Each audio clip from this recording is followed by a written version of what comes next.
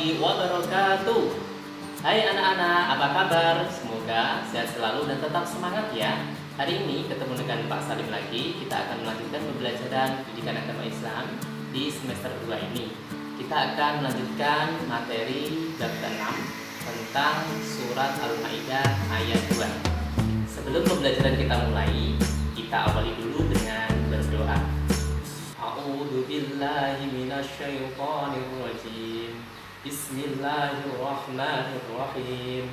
Raditu billahi rabba wa bil islami dina wa bi Muhammadin nabiyyan wa rasula. Rabbi zidni ilma warzuqni fahma. Amin ya rabbal alamin.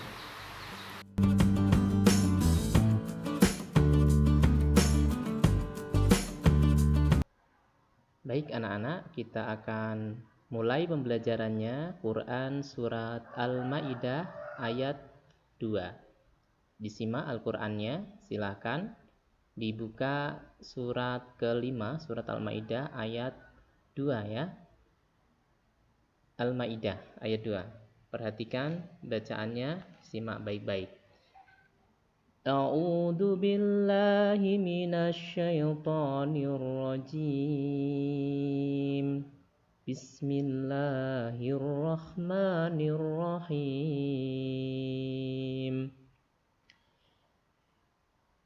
Ya ayyuhalladzina amanu la tukhillu sya'airallah لا تخلوا شعائر الله ولا شخر الحرام ولا الهدي ولا القلائد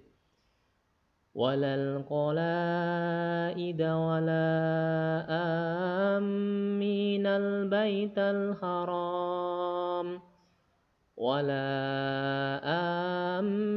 البيت الحرام يبتغون فضلا من ربهم ورضوانا وإذا حللتم فاصطادوا ولا يجرمنكم شنعان قوم أن صدوكم عن المسجد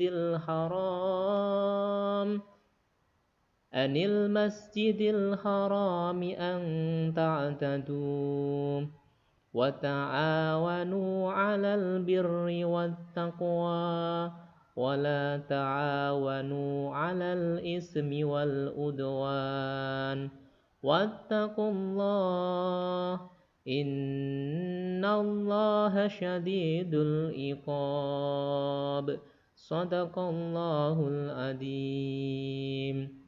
Nah, itu anak-anak untuk bacaan surat Al-Maidah ayat kedua.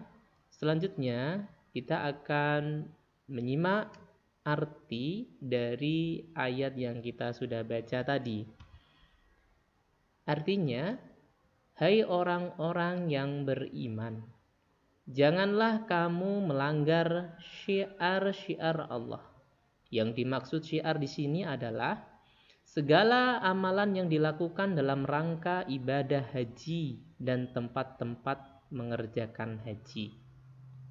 Jadi surat ini terkait dengan pertama tentang haji ya, dan segala sesuatu ketentuan atau syariat tentang haji. Kemudian, dan janganlah melanggar kehormatan bulan-bulan haram. Di Arab, sesuai dengan kebudayaan Arab, ada nama-nama bulan yang diharamkan, namanya bulan haram. Di dalam bulan ini orang-orang Arab dilarang untuk berperang, dilarang untuk menumpahkan darah. Bulan-bulan haram ini bulan apa saja? Yaitu bulan Muharram, bulan Rajab, Dzulqa'dah, dan Dzulhijjah. Jadi semua sepakat orang-orang Arab sebagai budaya mereka bahwa di 4 bulan ini tidak boleh ada permusuhan, tidak boleh ada yang berperang, tidak boleh ada pertumpahan darah, karena ini adalah bulan-bulan yang dimuliakan oleh Allah. Kemudian, jangan mengganggu binatang-binatang hadyu atau hadnya. Hadiyu itu adalah binatang yang dikurbankan, untuk dikurbankan, ya. Jadi contohnya binatangnya adalah ada unta, lembu, kambing, biri-biri dan yang lainnya. Nah, binatang hadiyu ini dibawa ke Ka'bah untuk dalam rangka mendekatkan diri kepada Allah, untuk dikurbankan, disembelih di sana, ya. Dan dagingnya dihadiahkan kepada fakir miskin dalam rangka ibadah haji. Selanjutnya, dan binatang-binatang qolaid. Apa itu binatang qolaid? Binatang qolaid adalah binatang hadiyu yang tadi ya, binatang unta, lembu, kambing dan biri-biri ini yang diberi kalung. Jadi zaman dulu itu binatang yang dikurbankan itu dikasih nama, pemiliknya siapa gitu ya, supaya diketahui orang ya bahwa binatang itu telah diperuntukkan untuk dibawa ke Ka'bah, akan dikurbankan, ya.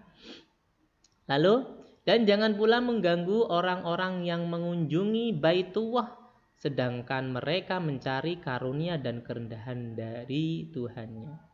Jadi ketika ada bulan haji, dilarang orang itu mengganggu orang yang hendak berhaji ke Ka'bah, ke Baitullah di Mekah.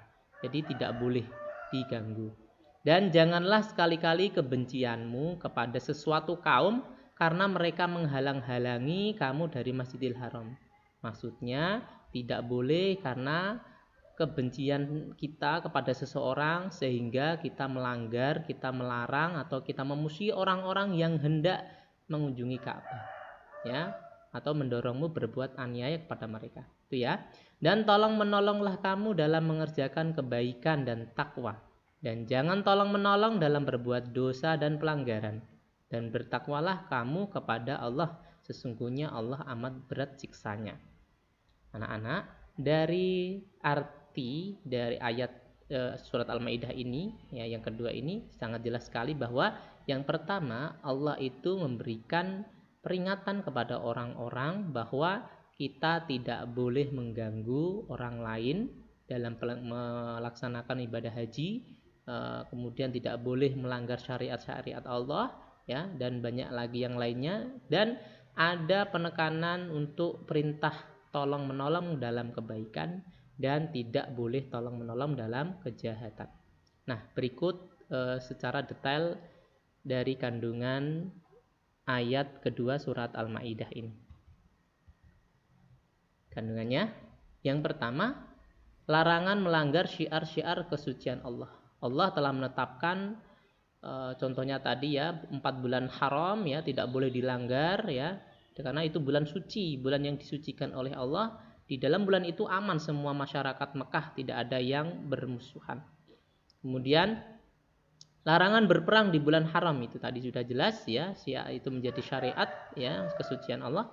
Kemudian larangan menyiksa binatang, tadi larangan mengganggu orang yang mengunjungi Ka'bah, perintah tolong menolong dalam kebaikan, larangan tolong menolong dalam keburukan, dan perintah bertakwa kepada Allah. Arti bertakwa adalah menjalankan semua yang menjadi perintah Allah dan menjauhi semua yang menjadi larangannya.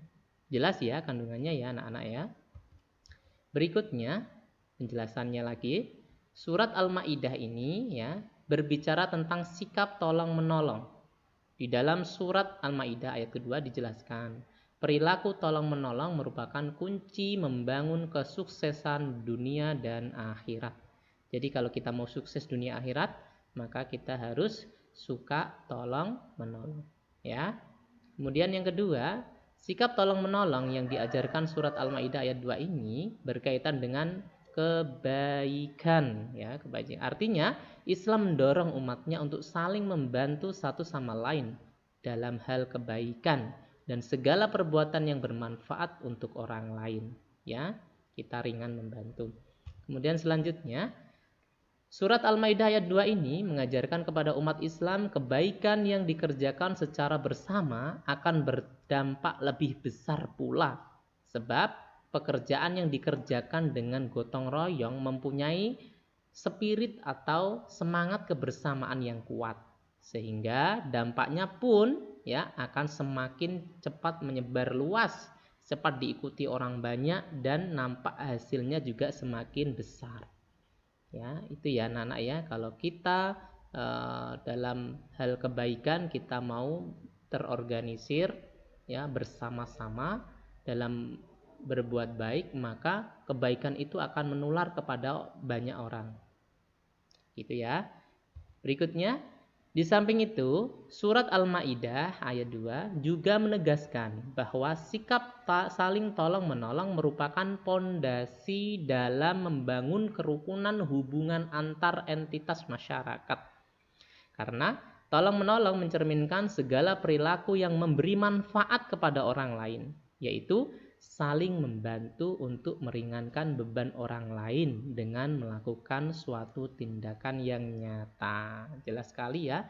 Contohnya kalau ada saudara-saudara kita terkena musibah, banjir, tanah longsor, kebakaran, lalu kita membantunya, maka beban penderitaannya akan terkurangi karena kita saling gotong royong membantu mereka. Berikutnya, tolong-menolong dalam kebaikan dapat mewujudkan terciptanya kedamaian bagi umat manusia. Sikap hidup saling tolong-menolong merupakan kunci atau tips hidup tentram dimanapun kita berada. Oleh karena itu, Islam sangat menganjurkan pembiasaan berperilaku ringan tangan sejak kecil. Itu ya anak-anak ya. Dimulai dari kehidupan kita sendiri di rumah ya. Kita ringan membantu pekerjaan-pekerjaan rumah ya, yang sekiranya kita bisa kerjakan sendiri di rumah, kerjakan ya, tidak perlu meminta bantuan orang tua atau kakak kita, tapi kita kerjakan sendiri. Insya Allah itu akan meringankan beban tanggung jawab orang lain yang itu kita bisa lakukan sendiri. Nah, itu anak-anak materi singkat dari Pak Salim. Semoga bermanfaat untuk kita semuanya dan menjadi amal soleh bagi yang mengerjakan atau mengaplikasikan dari kehidupan kalian masing-masing. Demikian yang bisa Pak Salim sampaikan. Kesempurnaan hanya milik Allah, kekurangan milik Pak Salim pribadi, untuk itu dimaafkan. Terima kasih atas perhatiannya. Assalamualaikum warahmatullahi wabarakatuh. Sampai ketemu lagi ya.